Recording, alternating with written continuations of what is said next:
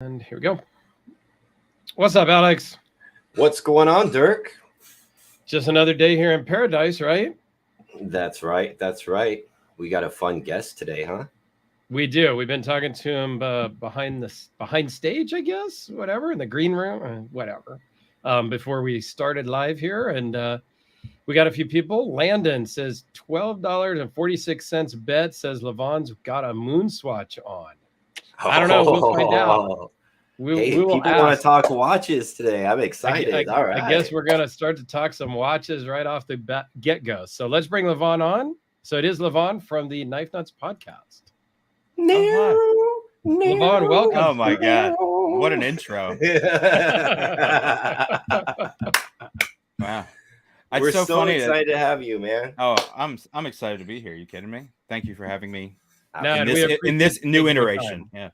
Yep, absolutely. Yeah, for the second time with me now. Yep. So glad to have you, man. So we already have people talking watches already in the comments. We're already talking. We're going to start with this one right here. Well, aren't you lucky? Because looks like someone's going to pay up, huh? Right. I got the Seiko 5 GMT on. No moon. Oh, yeah. Yes. Which is a great looking watch. Yeah. I think I already changed the strap and everything. Alex and I were both excited about that one, and we both didn't order one, but hey, that's okay. I'm actually in the process right now of hunting for the orange one. I am. I gotta have one. I'm normally like a wait and let it die down kind of person, because these are like bread and butter models. They're gonna be raw for sure. So I just, this was the one time I was like, I need to have it now. Yeah. We can certainly get caught up in the hype, can't we? Oh yeah, it's hype watch summer here for me. Absolutely. Well, that's a new movement for for Seiko, right? The GMT, the 4R36, big news. 4R34. 4. Yeah. Big. So. It's a big deal. How's it feel on the wrist? Feel like an SKX? You got it. Yeah. I figured. Everybody kept kind of saying though that the bracelet's in much nicer finished. Is that right? Oh yeah, solid links, solid end links. It's got the pressed clasp, but I've softened on that. Because it's not my favorite, but it feels solid. It doesn't have any real rattle to it when you have it on. Right. Yeah, it's not like the old SKX Jubilee, which was like almost prehensile. You could yeah, exactly. Yep, but it was absolutely comfortable. Well, it's comfortable.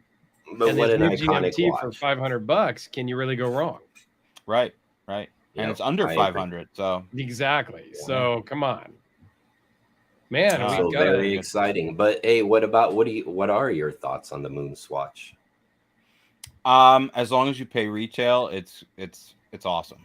Like it's a that's fun what watch. I would have thought. Yeah. Yep. I'm lucky to live near a swatch boutique.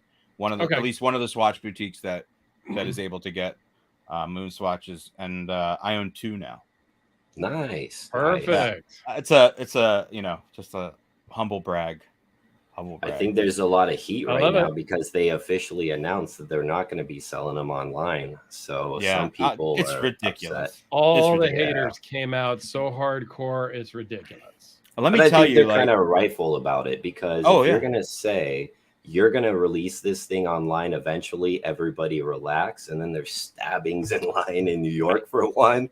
I mean, at this point, it's become less attractive, I think, to a lot of people. I think what my biggest, as someone who worked in high-end retail for a long time, people are crazy, and the swatch boutiques are not set up for this level of craziness. And the thing that I saw is that they have one person working in these swatch boutiques every day, with people getting mad every day. And I saw it. I was there. That's crazy. Yeah, there's lines every day. Crazy. And they take it out on in this case, the person who's the manager running the place, her name is Melissa. She could not be cooler. Like, I don't understand how she stays so pleasant, upbeat, and she's a genuine watch nut and swatch fanatic. like they hire people that are true enthusiasts. Oh, that's cool. And it's people like there are those, obviously the non-end users, as we call them in the business, end up there and get really mad, or there was some lady that had her 6-year-old son there as someone to buy a watch. It's all weird. You don't know which ones you're going to get. Like, I really want a Mars one, so I'm going to keep trying. Okay. But I have Jupiter and what's the other one I have? Earth. I have the mission on Earth. That one's kind of cool. Yeah, I like the two I have. Yeah. My mom really wants that one, the blue one. I think NAF wins the comment of the day. Yeah, that's a pretty good job there, NAF Sergeant. Thank you. And I actually like the Mercury, and I like the mission to Pluto. Those are my two favorites. My mom got the Pluto one. Mercury and Earth, I think, were the two that I liked. Will Carey's got a good comment here. How Swatch has handled this as a company has turned me off. Yeah, I can't really argue with that, Will. I mean, they could have handled it differently. You can't say limit of 2, and then halfway through the day, change it to limit of 1. So it started off poor from the beginning, I think. I was there at the launch. I went to the launch, and I got there at like 4:30 in the morning. And there was already probably maybe 85 to 100 people in front of me. They got 30 watches. By the end of the day, there were 400 or so people in line. We had a friend that flew into Vegas. Maybe more. It was probably more than that. One friend that lives in Vegas. Another friend flew to Vegas to do this. They got in line at 4 p.m. the night before. Yeah. Waited until the morning, and there was probably 1,000+ people in the line. And they had, I think, 150 watches. Literally, my friends, I think the person behind them got the last watch. They just barely. I was at the door, the cutoff at the door. And you know what? You know what was weird? Most of the people were cool, but yeah, watch enthusiasts, I think, are. This is controversial. They're worse than knife people because they're snobby as. Yes. They are. Yeah. And not all of them, but not all, but a lot of them are into the flipping stuff and checking how much their value has gone up on each one of these things. It's a larger those are the worst type of people. Oh, big time casuals. Yeah. Big time casuals. No, I agree. Being part of a watch Discord and a group and a knife, obviously knife groups and stuff. Yes, there's a lot more snobbery in the watch world, I think, than in the knife world. Well, it's a bigger pool. Yeah, there's a bigger pool. So there is issues with the knife guys too. So don't get me wrong. Oh, well, yeah, definitely. Yeah. I hope to get a moon swatch at some point. I keep looking at Chrono 24. I figure I'm going to end up having to at least pay double. But I'm not going to pay more than retail. I got a buddy in Vegas. Pay more than retail. I'm nowhere near one. And if I were to drive to San Francisco, which is my closest spot. Come on up. Let's have a weekend. That's what you guys should do. And what I would do is go towards the end of the week, because they what happens is they can only sell a certain amount per day. So if they get a large quantity, and this is to save the retail employee from being bombarded day in, day out. Or murdered. In the morning, they have an allotment that they can sell that day, and they're usually gone in the morning. Yeah. And that takes the heat off of the employee. So you just go the next day, and they're pretty honest with you. It's like, look, if you get here tomorrow, you probably can get one. Right. And I've got a friend in Vegas who says he can swing by and pick stuff up too. So we got some options. I won't pay more than and it's still terrible. People were hounding us, trying to buy them. I told this guy to straight up get lost. He was hovering. I was almost going to get that's what I said. I feel so bad for the people as an working enthusiast, there. You feel dirty when you just spend all that time and some a-hole's like, hey man, let me buy that off you. Then he's like, do you want to buy my Seiko turtle? I was like, dude, get out of here. some of the story I heard from Vegas was they'd walk in, they'd buy it, they'd walk out the side door, and there was people there with cash buying them for $2,000 a piece. Yeah, I don't see that happening now. No. I can't buy a $300 watch. Even if I had that kind of money, $2,000 5 minutes later. Even if I had that kind of money, it would be unacceptable for me to spend anything remotely close to that on a plastic watch. I had a hard time paying retail for this Seiko because I knew it was going to. Yeah, I would feel less bad about paying retail for a GMT than paying like, you know, for a freaking Moonswatch, you know. Sure. But I will tell you they're a lot of fun, and I really I haven't worn one out yet, but I put them on better straps because I'm not a big fan of the straps they come on. I agree with that. But they go on I have like a bucket full of NATOs. So sure. I was so shocked I was able to find ones that matched perfectly. Oh, cool.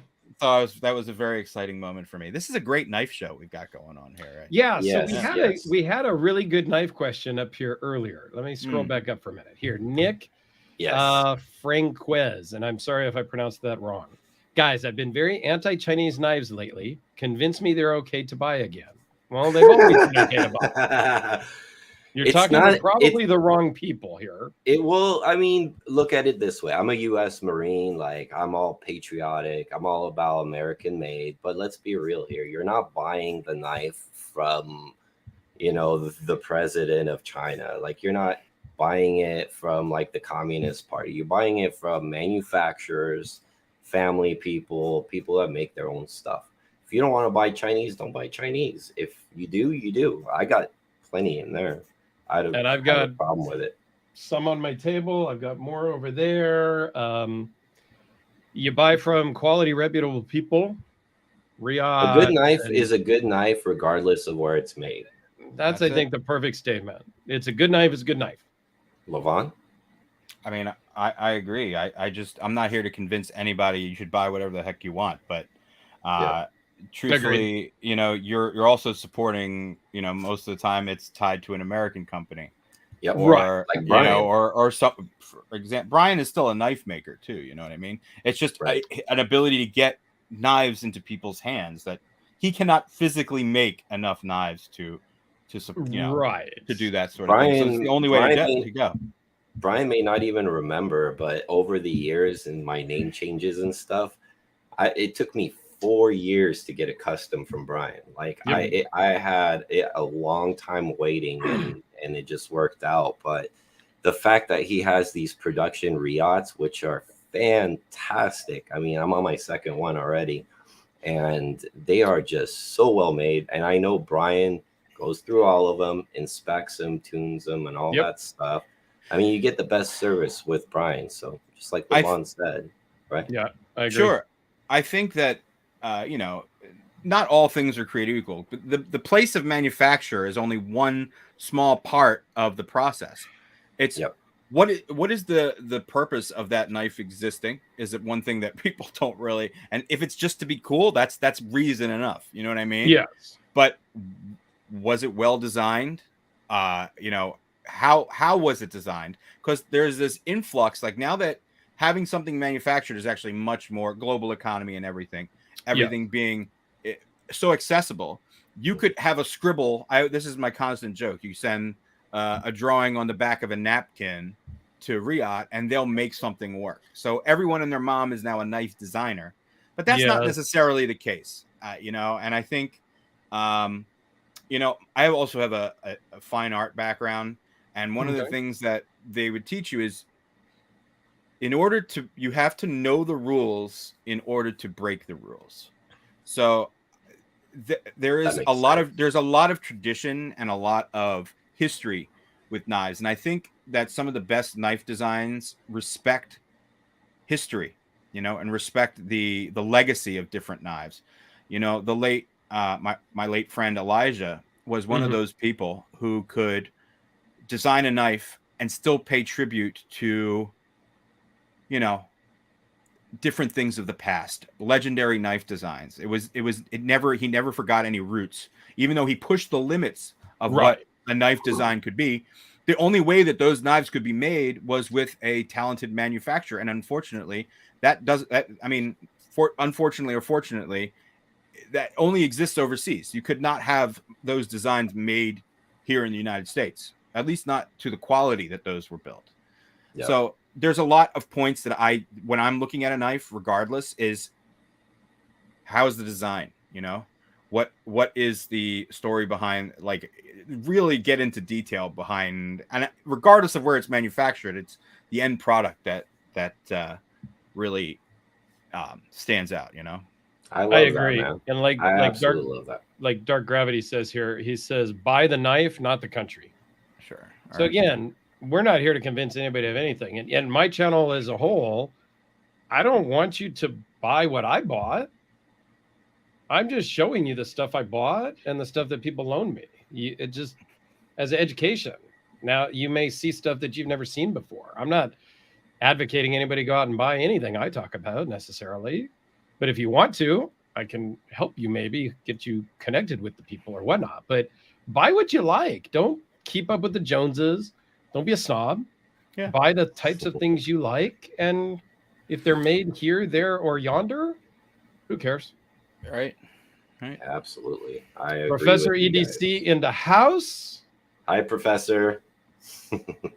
Hello. Welcome. Very cool. Very cool. I just shipped a box down to him in Mexico. I think it's supposed to be there Monday. I didn't track it today, but I think it's supposed to be there Monday. What company do you use to ship to Mexico? DHL? It's UPS, but I went through pirateship.com. Okay. Because it was like literally half or 75% cheaper than just UPS. Nice. I don't know how that works. It's still UPS. I dropped it at the UPS store.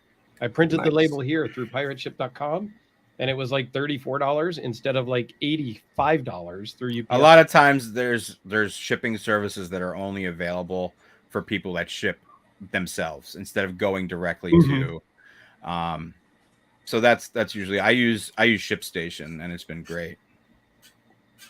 Very good advice. Professor says, I can't agree more, Levon. I also have an art background, and it really helps me in my knife collecting. Yeah. That's really how I buy knives. I mean, of course, I always have knives. There's knives that I have that I use and carry and beat up, but I look at them as pieces of art. Regardless of whether it's a custom, I really admire the process. Yep. Me too. And it's fun. You know, you can have fun with this hobby at any price range, really. I mean, I got involved with like the Casio mod group, doing like those squares and stuff like that. Nice. It was so much fun. Dude, I want to do one of the world timers are great. They're like $20 on Amazon. They're more than that now, of course. Yeah. I love how we went right back to watches, but that's currently my next project, is getting one of the Casio Royales.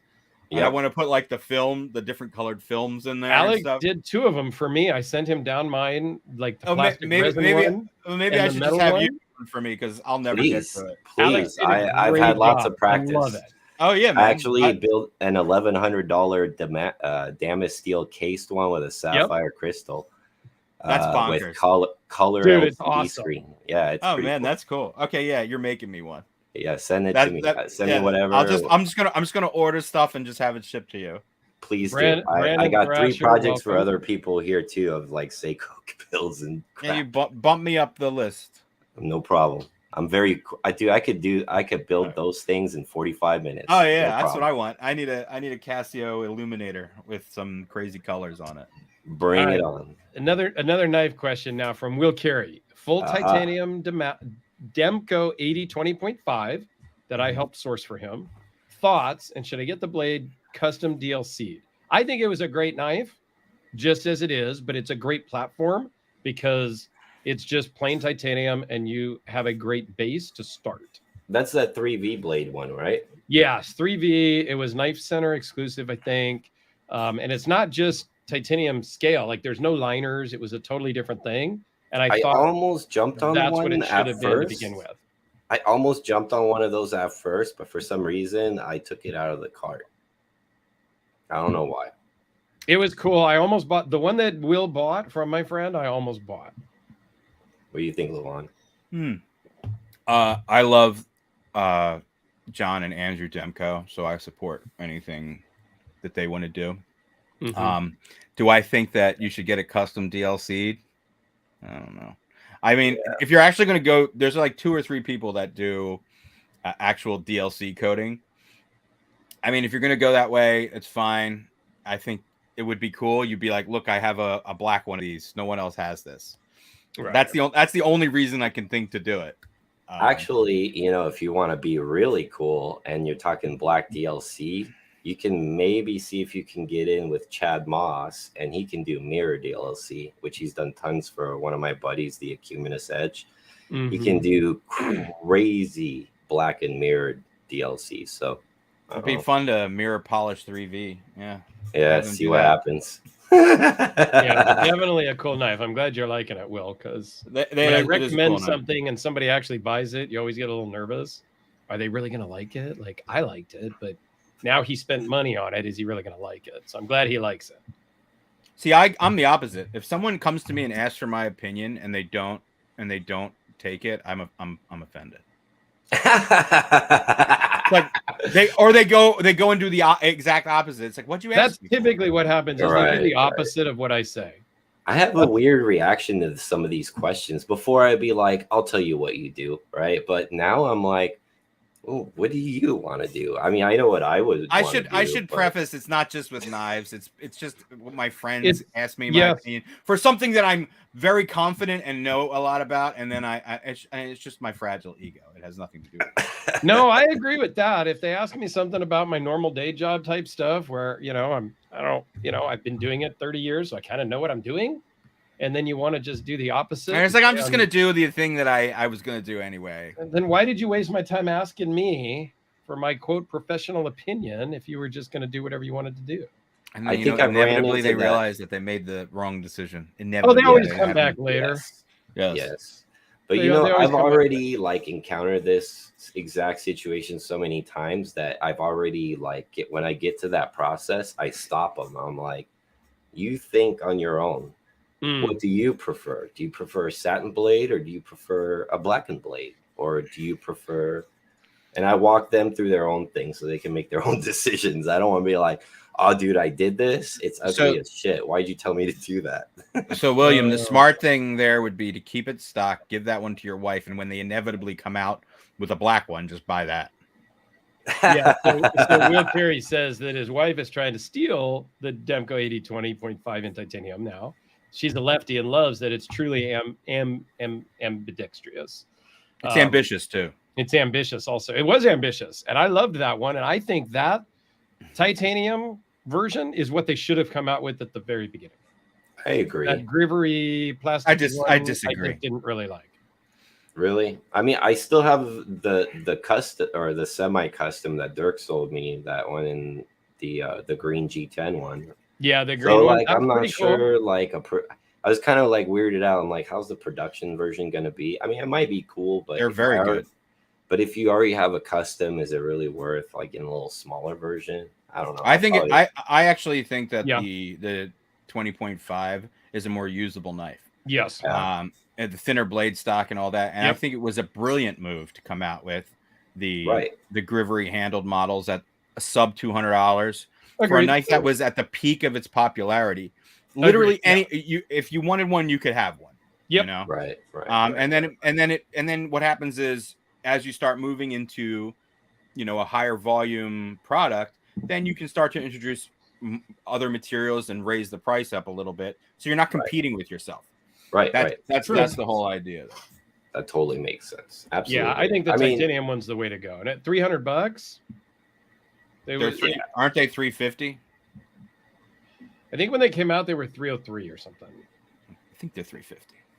I don't know. Whatever. Even at 350, it's a good deal. For what? It's got a 3V blade, titanium scale. I'm in. I'll get one. I'll get one eventually. Yeah. I'll get one eventually.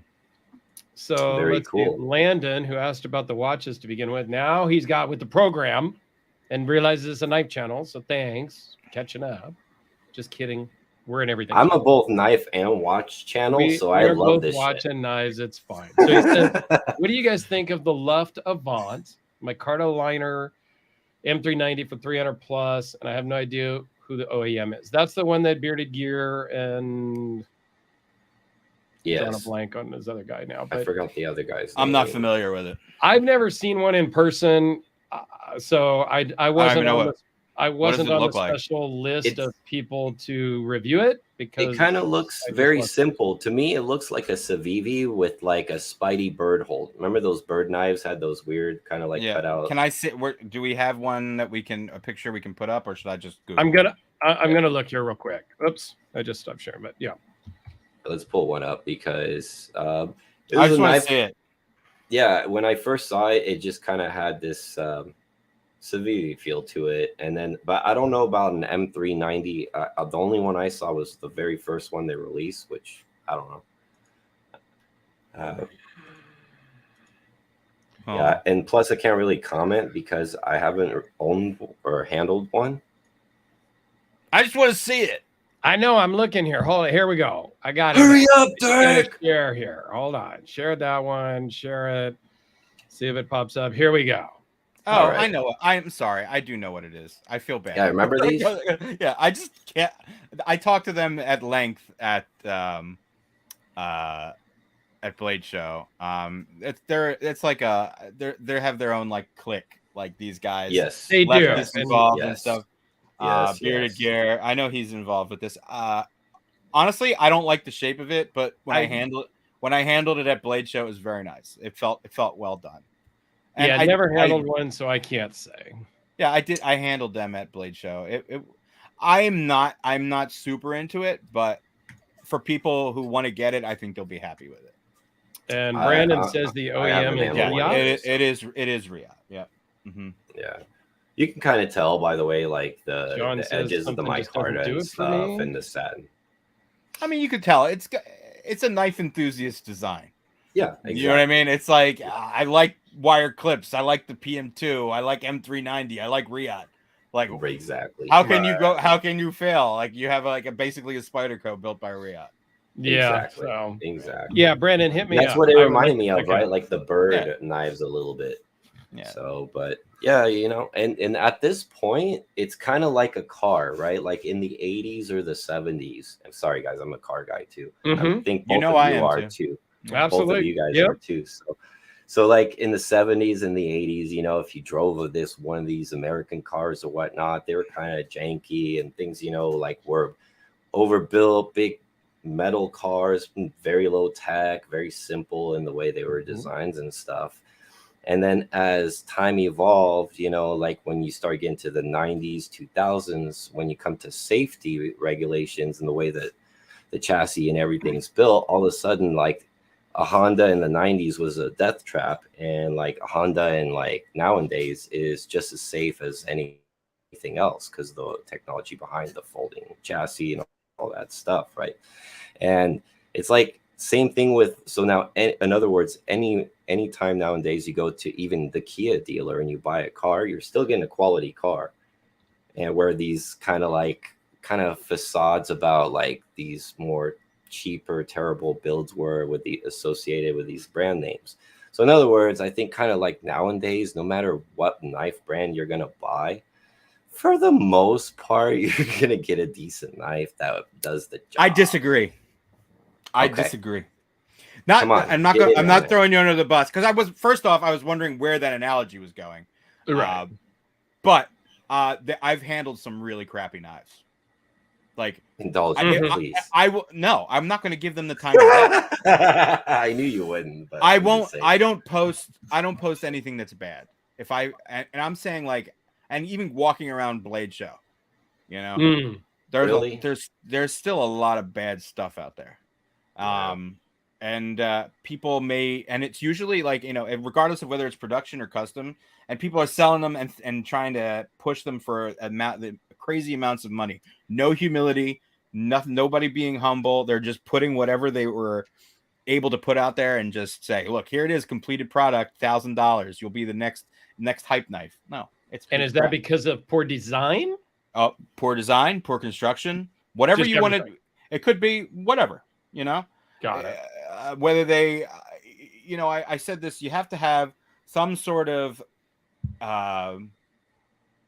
idea of how to build something aesthetically pleasing, right? Yeah, because that's the first thing you gotta catch your right. Okay, it's got a function, right? It does have to function. Yeah, it's got to actually work as a knife. Like these are the two main things. You know, right. I only say design first because that's what initially draws you in. Absolutely. But then at the end of the day, it has to work. And then 3, I had a whole thing, but I lost it. That's okay. It's a matter of knowing what else is out there and having built up like a standard, you know, how it's been manufactured. I mean, I don't disagree with any of that whatsoever. But when it comes down to the functionality of having a pocket knife that's safe, locks, and doesn't fold in your fingers, the main highlight stuff, I think that's like pretty covered pretty well compared to like 15 years ago, for example. Yeah, sure. But you know, like it's, no, I agree. There's not like, the way you spend your money on something is a whole different story. Like I totally agree. And when you look at it the way Levon describes about the overpriced tag stuff, you know, like just put whatever sticks. I have seen that, and I don't disagree with that at all, actually. And all of a sudden, things come to mind when he says that, and I'm like, damn it, he's kind of right on that spectrum. I mean, as far as like a cutting tool or whatnot, I mean, there might be some people that might say this handle's comfortable, and some people say that no, it's not. You know, it's very subjective in those sort of respects. Now, as far as like what's the best quality for money and all that stuff, that's a little less subjective, I think. The funny thing is, one of the red flags for me is like when they have to push the USA made. That's a red flag for me. When they're pushing that too hard. And I'm sorry, the veteran owned, then I have to, you know, I have no problem with the veterans, Alex and everybody else, but when that's like your main thing, and I can make everything I make is going to be perfect because I'm a veteran. No, it's just pandering. It's pandering, and it's too much for me. It's dishonest. The Quartermaster made in USA Karambit, made in the USA. So it must be great. Levon knows. Is this thing made in the USA, Levon? It says it on the blade, but it was made in the bowels of hell. Actually, know that now. As a metalhead, that would actually be a selling point for me. So yes, it would, but absolutely, it's but yeah, that is probably one of the worst knives I've ever seen. Alex, thank you for putting that up there. Wait, hold on. You know, I know what it is. I'm not the even worst knife we've ever seen. Wow, that sounds like a challenge. Alex is going to go search it through the knife box there. Let's see how much you can offend me. Well, guys, this is the magical. That was pretty bad, though. This is the magical bag with all the monstrosities that need to be hidden away from the public. So. Oh, and one drop right here. So let's see. They probably improved it. Absolutely. Actually, this one is a nice knife. This is a BRS bare bones that I had customized. So this is one of the knives I just didn't have a pouch for, and I put it in there. That's not a bad knife. No, not at all. But, and John makes a good comment. He loves USA made stuff as much as the next guy, but the USA still puts out a lot of crap too. Yes. Yeah. Just because it's made in the USA does not mean it's awesome. Well, a lot of designers get sweet talked by machine shops who get in over their heads. That's really what it comes down to. And then just because it's made in China doesn't mean it's crap. So it's the same thing. The coin goes both ways. So here's one right here. If you've been around knives for a while, you may remember the Cold Steel Paradox. Yep. It's a gigantic balisong that actually wasn't a real balisong. It had like kind of a cam system, so it would have to click close. Ah, okay. So, but I grinded out the cams, so it's legitimately, a giant balisong.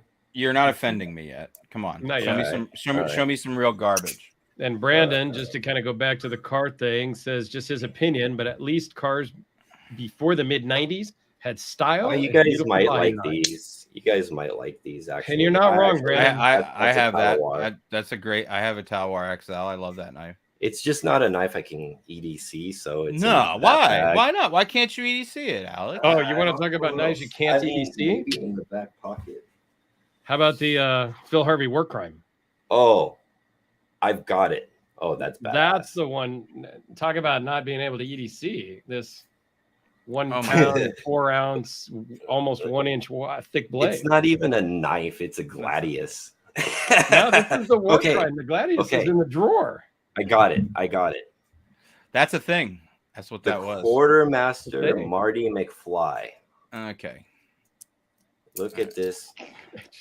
Be careful with that. You're gonna like cut your finger off here on live TV. What do you mean cut my finger off? It's not even sharp. I mean, it's got a little edge, but it's, that. This is what you guys asked me here to look at. Yes. And then it's so fancy. You can actually push this little button right here and take off the handle. So you can swap out to your little trainer too. Okay, Quartermaster nailed it on this. Okay. Moving right along. I think we've seen enough of the junk box knives. What about new innovations? And we talked about before we kind of went live. So that's where I was going to go next, right? I've been kind of bored. Yes. So I thought, I don't want to discount frame locks, liner locks, all these things, because they've been proven reliable designs over the years, and people have been able to interpret them in different ways and designs and make really cool, interesting shit. But when it came to the production realm of things these last few years, I kind of felt like things were a little bit stagnant, and it was kind of all starting to look the same, and not all of it, but a lot of it. It was a little bit less exciting. And then all of a sudden you got these knives like from Winter Blade Co. with these magnetic designs that are really crazy, innovative things. You got VC Edge with that 8 or 9 inch knife with 1.6 ounces on this full carbon fiber constructed knife. I mean, there's a lot of really cool stuff coming out. I mean, you guys have been seeing this too, right? Oh yeah, for sure. What are some of the things you guys found interesting? Aside from the ones you've mentioned already, I think we get very hung up on locking mechanisms. I think, or opening mechanisms and stuff like that, but rightfully so. That's always a more common, and that's maybe the watch guys in us. We like detailed little machines, But I personally am not burnt out of frame locks and whatever.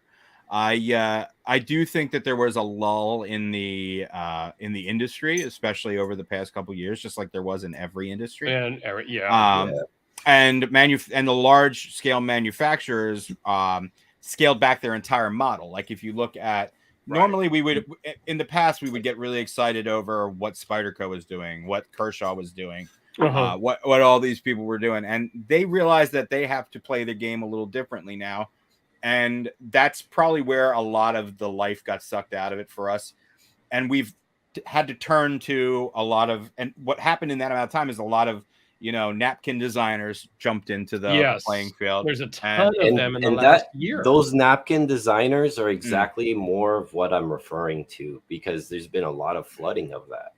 Yeah. And are the napkin designers doing new innovative things, or are they just retooling, reshaping the old stuff? So this all goes back to what we were talking about earlier, where the set of skills that the person has to have. They have artistic skill, some form of engineering skill, and computer skills. Like the really good knives. The really good knives that I have seen are from creative minds that have CAD skills. You know what I mean? If you can actually design, if you have an artistic eye, you understand CAD and engineering, you can do something very, very cool. Like that's Brian Nadeau.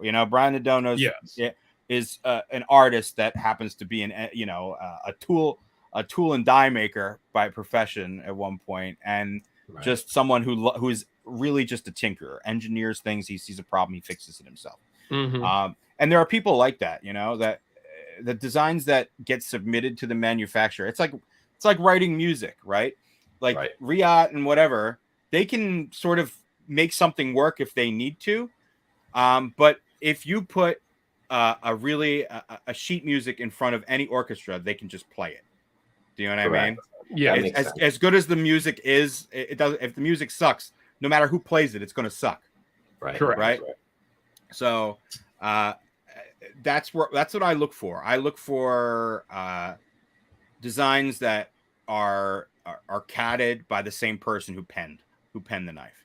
Yeah. You know what I mean? And there are partnerships. Like if you know you're bad at CAD, or you are not a great knife designer, you partner. You have to be able to partner with the right people. And know your limitations, because I think a lot of people think they can handle a lot of this stuff on their own, and those are the fly by night brands. You know, I try not to feature too many of them. I try to I like things like Winter Blade Co., the King Freeman X, that design, those, and of course VC Edge, Brian Brown. Yep. That got a lot of hype. Yeah, all these ones that you're naming off, they get a lot of hype. And even Brown's Knives, right? He's another aerospace engineer guy. Oh, Brown Knives and Brian Brown, two different guys. Right. I'm saying, but Brian Brown is also like another knife maker that's pretty. He's a knife maker, yes, yes. That's the other thing too, is if you've pivoted from making your own knives to making a production knife, that's a whole other thing. Right. Right. I like some of the more. There's different types of things. Like you can make a knife in many different ways. The medium is one thing, but we happen to be talking a lot more about CNC machine knives. I like a bit of mix of both. I like a CNC knife that's finished by hand. That's something I actually really like. I like a little hand. It's tricky. Yeah, it is. It's tricky because you're mixing like perfect lines with a little organic stuff. Yeah, right. I agree. But if you can nail that, I think that is like the ticket. It's hard to find, but I think Brian's one of those. Brian's totally could be one of those. Yep. But there's not many that can do it right. Yep. I agree with that. Very cool. But yeah, there's always something coming down the pike. Someone's always going to have something. And it's what kept me from going into the knife business myself. But I'll make an announcement here while we're talking about it. Please. Adam Purvis and I have been business partners on a couple different things in the past. Okay. But we're starting our own knife brand. Nice. It has a tentative name, but I don't know if I'm going to use it or not. Okay. But the whole thing is we're going to work with new designers. It's not going to be very cool. And it's going to be designers that, know what they're doing. Okay. Younger designers that don't have a lot of exposure. Right. That kind of thing. Like Landon Laudato. That's one of them. That guy should be exposed more. You should send me his information. I'll see what it looks like. But the first design will be by and his Instagram and brand name is Tigaus, Tigaus, I believe. Okay. He's doing our first design. And I picked him because he reminds me a little bit of Elijah. Okay. So that was my reason for going with him. But the idea will be to use get these knives out there based around the experience that Adam and I have had in the industry. Right. Well, I think that's awesome because I've heard you say that in the podcast before, how you want to support guys that are a little bit more or less heard about and bring them out there, because even on one of your episodes, I remember you saying that was going to be part of your more interviewing process. You might bring more of these less guys that need to be known more out in the open, which I think is awesome. And I've stuck to that, but since my life's been very weird the past couple of months. I've had I haven't had the opportunity to do as many public interviews or things like podcasts, but my entire day I'm talking to knife makers, knife designers. It fills a large part of what I do. And if I can help bring the stuff out and find my place in the industry as well, because we were talking before about, I don't see myself as someone who is a content reviewer, like a knife reviewer or anything like that. I've sort of taken on like like I mentioned to you, more of a consultant sort of role. Mm-hmm. And and since I spend so much time in this world, it has to end up working for me in some way. Agreed. So there's that. From a professional standpoint, it's time to get a little more serious with that. And I think this will be a great way to help bolster the industry, as well as make it something that's I'm able to do long term. Right. Well, That's as awesome. I'd mentioned before, like you're kind of like a figure now. So you're taking the lead and you're teaching these younger generations that are getting into it. And you're teaching them the old school way, like, 10 years ago, about how like a lot of these guys used to like to approach the whole community and how we view things. And we can still have fun and trash talk a few knives and all that stuff. And I think that's important because some clicks and things have turned this into such a fad contest or popularity contest. And it takes the fun out of it for me. Like for me, it was more about like connecting with as many, knife crazy people that are like me, and networking, right? Having fun, showing off each other's stuff, having a good time with it. And that's what keeps me away from the regular monotonous of work and life. And this is my fun time, right? Like I'm having fun with you guys. This is my first day off in the week and on a Sunday, and couldn't think of anything better to do with my time. I spent some time with my family. I get to do my hour with you guys and BS fun stuff. And I think that's what it's all about. I think it's important. Your podcast and a few others out there are still kind of sharing that sort of notion about what really like connecting with other knife people in the community are, and also having fun with it, right? Like your shows, I'm like cracking up all the time when you guys crack me up. You guys, great show, very entertaining. Even when they, if they if they'll trail off, it's going to be something funny, and let's not forget how fun Brian's personality is on the show, Sometimes I literally have to beat it out of him, but yeah, that's what I'm talking about. I love that part. I'm like, or when he's like, like he just didn't, and that's him. That is him. No, there's definitely some at this point. There's a bit of a character that goes, even on your show. I'm probably different than I am on my show, but because I'm relaxed right now. Like I don't have. I'm just here. Which is great. That's how we try to do it. Like we said, put on a show. It's just we're just a couple of guys here just chatting, and it's pretty low key and whatnot. So how long has Knifenuts podcast been going on? It was 5 years in April. Wow. Very cool. Yeah. Very, very cool. I know I've probably been listening maybe 4.5 hours. I know you've been around a long time. Like I just, it was, and it's inspired like my decisions into getting into podcasting and stuff, because, I'm like, wow, so you mean I could sit there and just have fun with the guys and just, like have all these people interacting is cool, So you are kind of like an influencer for me, for sure. Absolutely. So Will says, where is Levon from? So tell us a little bit about yourself. Where are you from? You've been doing the Knifenuts podcast about 5 years. What kind of stuff have you been doing before? Give us a 5-minute spiel about you. Where am I from physically? I'm in Philadelphia, just outside of Philadelphia. Okay. But that's I don't know if that's what he's asking. How long have you been there? I've lived in this area pretty much all my life. Yeah.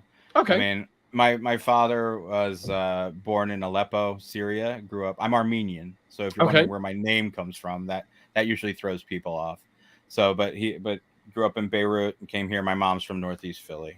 So beautiful. I'm from. What in the knife world? I've been. So the funny thing is, I say Knifenuts podcast in its form has been around for 5 years, but I've been around a lot longer than that. A decade in knives, easy at this point. 2000. I think it started exactly. It'll be 10 years that I've really been focused on knives, because it probably was around 2012. Yeah, I creeped really in right around 2013 myself. Is like right around that area. I had other knives posted, probably going back as far as 2010, but I think it really started to take off, and really be focused on knives in around 2012. Very cool, very cool. So what motivated you guys to just get up and, because did you guys all know each other all prior? So or Jake is one of my best friends. I've known him. He's actually the person that really pushed knives on me. Okay. So that was he was into knives for a while, and I always liked them. And I remember on a Black Friday, I was working, and I was like, dude, can you pick me up a new pocket knife? I need one. And this probably was 2009, 2010. Okay. And he picked up a mini grip. Okay. Yeah. Perfect. Good choice. So so that was that was like my first like higher end knife. Yeah. And it was a half serrated D2. Okay. Coated model. So literally everything that I probably would never buy now. Right. That's where we all start, right? Yeah, I mean, but I remember I got a couple of the knives that I really enjoyed from that era and that still have a place in my heart, like the Kershaw Blur. Oh yeah, I love the Kershaw Blur. Let's see. I love that one too. I actually have two of those. I got that M4 when they came out recently. The what Spydercos that I have back then. Oh, I can't remember. Was the police model was what started. We actually have a question for you, Levon. What was the first knife that you hunted? The ones that I have distinct memories of are like back in the good old days of zero tolerance. Like I remember getting up in the middle of the night and just it was painful that I didn't have some of these knives. Like the one that the first one that I lusted after was what the heck was the model number? It was the Hinderer one with the composite 392? blade. No. Oh no, we gotta go back for much further than that. It's a 0560. What was the blade steel? It had the zigzagged. 0560 CF. 560 CF. Yeah. So that was the one that I really, really wanted. And I remember when I finally got it, it was a great. I mean, by today's standards, it had so many problems that I would just drive me nuts. But it was such a good looking thing. And then there were a couple. I had a lot of ZTs at the time because this was on the podcast we call this like BGC, so before Good China. Yes. So there was a pocket there where the world was transitioning. Like the best knives, best production knives you could get, bar none, were from ZT, and the Chinese knife manufacturing was just starting to get to a point where and eventually surpassed it. We Knives was coming out with like a gazillion like different models. The first one to really push the limits was Riot. Riot came out of the gate probably 2 years into the knife collecting, and they turned everything on its head. But I remember hunting that knife down. One of the knives that changed my brain about how a knife could be built. Yeah, and this is going to be crazy, but like I had a UK PK in titanium, like just that stupid little knife that when that was my first experience with like, all right, this knife works. Like I can see, I have a thin flat ground blade. I can put it in my pocket, not worry about it. And it feels substantial because it had those titanium scales. And to this day, I love on like some traditional and slip joints. I love seeing a fully brushed, the backspacer. I just, the way things meet up is a very satisfying thing that pleases my lizard brain. The primitive side. Yeah, but I remember really feeling that small details. Yeah. And I mean, obviously, it grew from there, but I remember there were Spydercos, there were I remember seeing custom knives and being like, oh my God, I'll never have one of those. My first custom knife actually was Brian's. Okay. The Typhoon, when that first came out. I have the 13th Typhoon. So we knew each other. That's when in late 2013, 2014 was the Typhoon. So I had followed him. He had made a couple knives before that.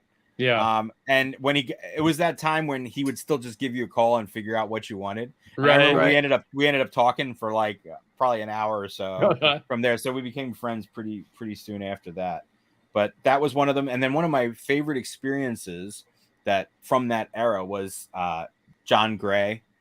Who's local. Yeah. He's a local knife maker to me. Yeah. He's like my crazy uncle, like that guy, he's just a wacky dude. That family member, you love him to death. Yeah. But sometimes you just want to slap him. Yeah, dude, that guy has been in the game for a long time. He's literally a cartoon. But still, to this day, one of the most beautiful knives in my collection is he did a model called the Slut. I know that model. Yeah, the Slimline Utility Tactical was what it was called, the Slut. Yeah. And we made one from beginning to end in his shop, and I still have that knife. That's awesome. Yeah. See, that's something you never let go. Yeah. It's more than just a knife. That was like my second custom knife. Yeah. It's really about the experience and the relationships more so than the item. That's the one thing that's I think the defining difference between the watch world and the knife world. So unless you're like really in the nitty gritty and getting invited by manufacturers and things like that, it's not as personal. There's that's true. The knife world is still very personal, very approachable. Mm-hmm. And it's not as obnoxious, even though people tend to blow things out of proportion or whatever. And there's some drama in the knife world too. Oh, there's tons of drama. There's never any in the watch world too. It's kind of how you play the watch game a little bit, and depending on what level you're at. So, like I've become really good friends with my local Omega AD, authorized dealer here, and so we've gone out to dinner and we just hang out and we talk knives, we talk watches, and I've bought some stuff. So, it's become a relationship, not just a guy I buy watches from. Oh, sure. And a lot of the micro brand guys are really into knives. The micro brand guys are really into that too. I know that and the guys that Notice, Traska, they're all huge. They're all really in. I know they love the Knifenuts podcast. Actually, Notice, Wes from Notice actually bought. I traded him one of his, and he got one of the new Knifenuts edition A Purvis blades. Progeny Mark IIIs. Mm-hmm. So he got one of those. But I just love seeing that mix of different stuff going on. Everybody appreciates what everybody else does, and the two really do go hand in hand. I think as time goes on, because I do see the knife world expanding. Yes. Regardless of where that lull was, people appreciate the experience of knives. Yep. And I think you're going to see it. I think it's just getting more popular, truthfully. Absolutely. See, like for me, I had a similar experience too. Or like the knife maker that I ended up having one of the greatest experiences with was Jason Guthrie. He made me a scout, and it was a 2-year wait for that list. It was from a while. I think I put myself on the list in like mid 2017, and he built it late 2019. And he was like such like clockwork. Like he checked on me like 3 times in between, and then he emailed me exactly on the month and date he said he was going to. Like he had that shit in his calendar. That's great. And then but like he got very like him and I got like to become friends, and we talk regularly and stuff like that. Even to this day, once in a while we'll check on each other, and it's like that bond like you make with these people that say, hey, by the way, I appreciate you sending me the money and appreciating my product so much. Thank you very much for being part of the group of people that own my stuff, right? Like you're almost kind of like part of a little group now when it comes to those types of knives. And it just like makes you want to spend more money with him and tell other people how awesome he is. And, So I really agree with Levon as far as the watch world's kind of harder to get that kind of experience out of because obviously it's just of the different. way it is. But that is an exciting part. The price threshold is technically higher too. Yeah, just a little. But it doesn't matter. Although it does get crazy. Like I saw someone ask, like, what was the knife you wanted? That's dream knife, unobtainium. Yeah. So for me, I don't know. Will, I mean, there's some things that are on my list from like a maker. There's a custom one. I'm going to have another Hellraiser made, and then there are some personal knives from personal people that are used that I have on my list for this year, but I don't really have some dream knife that I'm chasing right now personally. Stan Wilson flipper. I would like one of those. I would love to check one of those out for sure. Oh, and a Rad Knives cleaver. Those have been my two unobtainiums since I started collecting way back in the day. And I got my Grail knife, the Frank Fisher Battle. It's still like since I've gotten this, I'm done. Like I'm not done, but it changed me in what I want and look for in a knife. Well, I know you buy a lot less knives now than I buy a lot less knives since I bought that one because I had to still recover from that like 18 months later. But outside of that, I don't know. That was my Grail for years.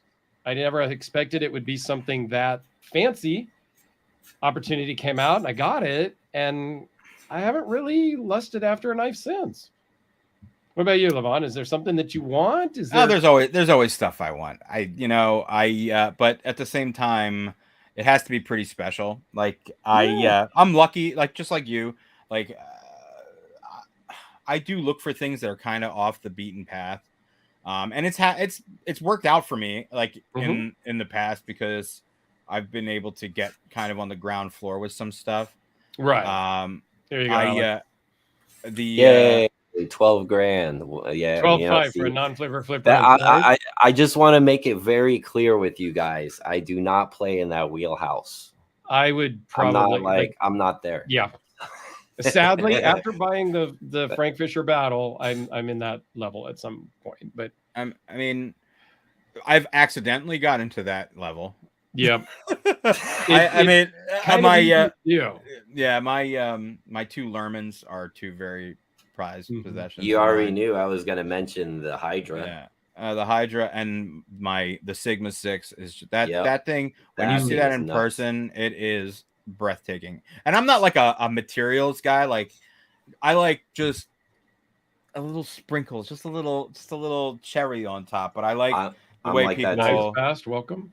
Hey man. Hey, so I've gotten the privilege of actually handling one of those once by my buddy Russell. He lives kind of like not too far from me. Russell He's got a Sigma 6 he had built like I think a year and a half or 2 years ago.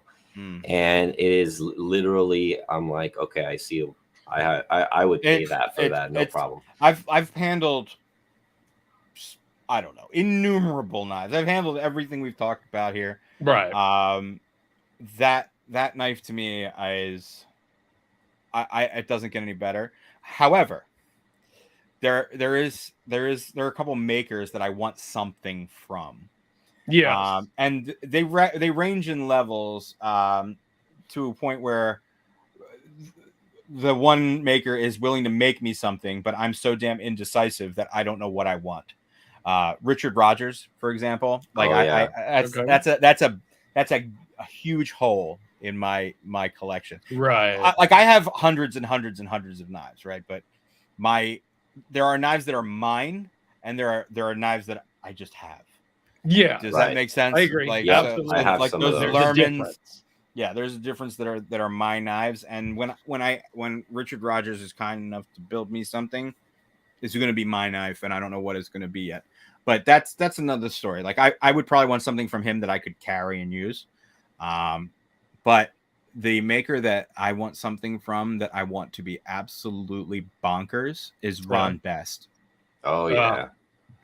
Yeah. So he can make something that's completely bonkers. Absolutely. Yeah, that's the other. That's my my grail, so to speak. Okay.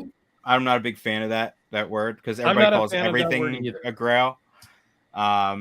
Oh, by the way, I have a giveaway going with that I partnered with. Oh my god, with Arcform.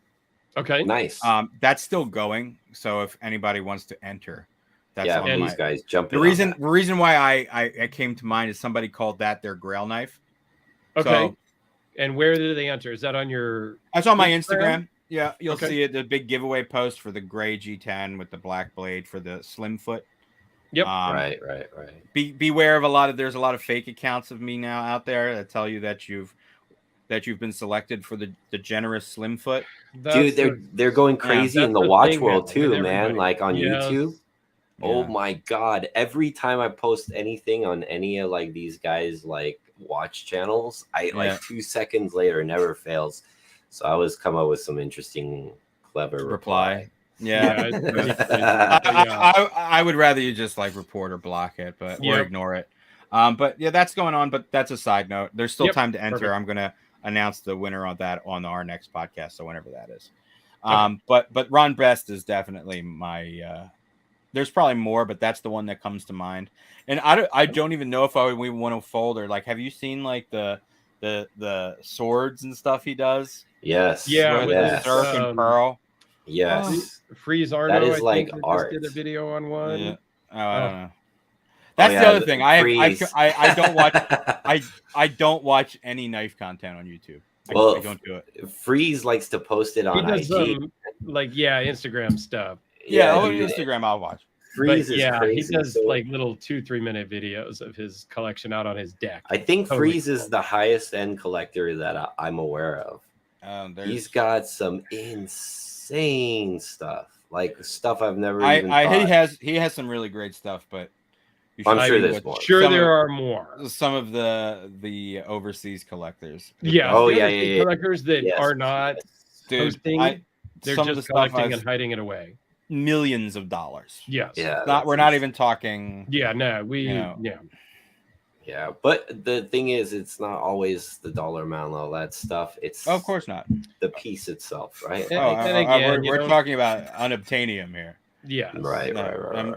You don't have millions of dollars of knives in there that you don't know what you're doing. Although you can. Absolutely. You can. Yeah, that's true. Not at that level. You're kind of you're kind of destined to run into somebody's that's going to tell you what you should be doing. Yeah. So my advice is just don't try to keep up with the Joneses and buy what you like and what you can afford to buy. And yes, I think we all evolve in knives and in watches. We all start with a Seiko or Casio, and then we may move up into the, Breitlings, Omegas, Rolex, whatever. Same with knives. You start with a Spyderco and a Benchmade, and then you work your way up and you've got customs. And I mean, that's just how most hobbies, most things that we're into happen. Yeah. Speaking of which, what have you guys been carrying today? For me, it was the RJ Martin that I just recently got, which is freaking stupid crazy. Yeah, that is a sweet. With Magna Cut. Is it Magna Cut? Yeah, Magna Cut and fat carbon. Very, very nice. Absolutely love it. I did a trade deal with somebody, and it showed up, and it's hard to take out of my pocket. Honestly, it is just carries so great, feels so great in the hand. Levon. Yeah, I've been in like sweat shorts all day. I didn't really carry anything, but I posted a video today. I went. I don't carry like Brian's stuff all the time, and I always feel weird.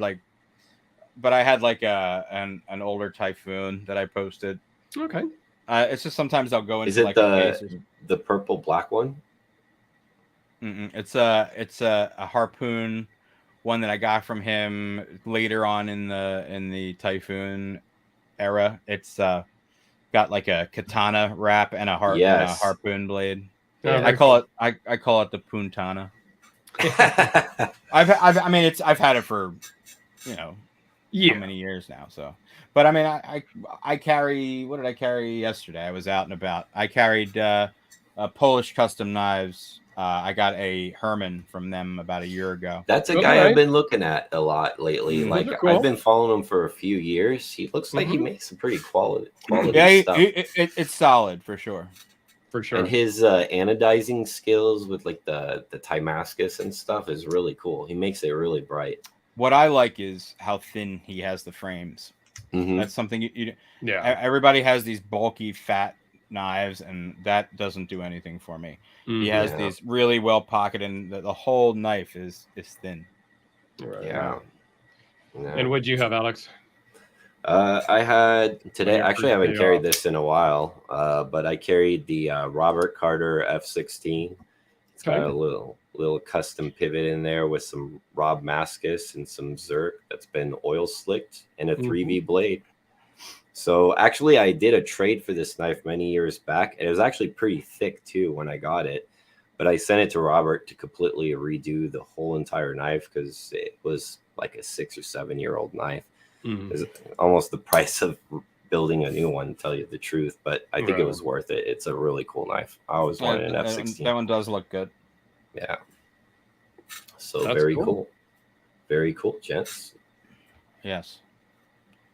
Sweet. Well, I think we've got to our hour plus, and we'll call it a day. Anything else to finish? Anything else you want to throw in there, Levon? Anything you want our 12 people to hear?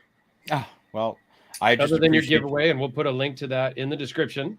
Once we're done here, we'll update the links. Where can they find you, man?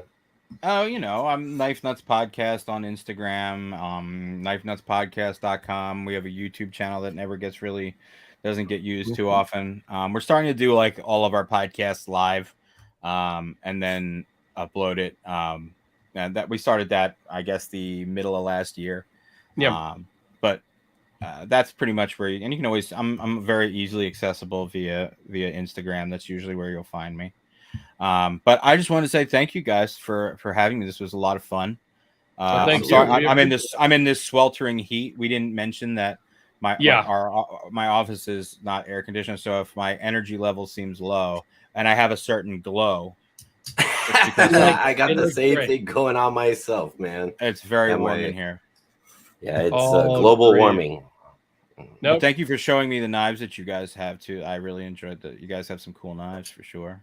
Yeah, thank you for coming on, and thank you everybody that's watching live and anybody that's watching. Oh yes, thank you to everyone for the comments too. Thank you guys. We appreciated all the questions and comments, and hopefully we got to most, if not all of them. But you know how to find Alex and I. Our links to our main channels are in the description also already, and easy on Instagram and Facebook and whatever else. Yep, and you can find these guys actually right over here.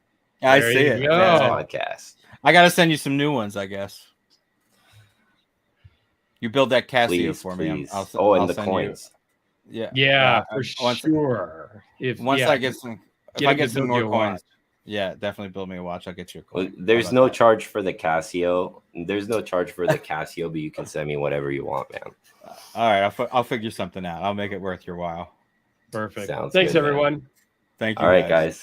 Thanks everyone for joining us. We really appreciate all of your great comments and everything else and participation. This one was a lot of fun for me as well. I was honored that Levon took time out of his day to join us. I'm going to try to see if I can con any of the other Knifenutsers. I'm sure possibly. You can. And have those guys on too, because it'd be a lot of fun. Yep. So keep posted for that. We'll see if we can make something happen. Great. Thanks, guys. Thank you.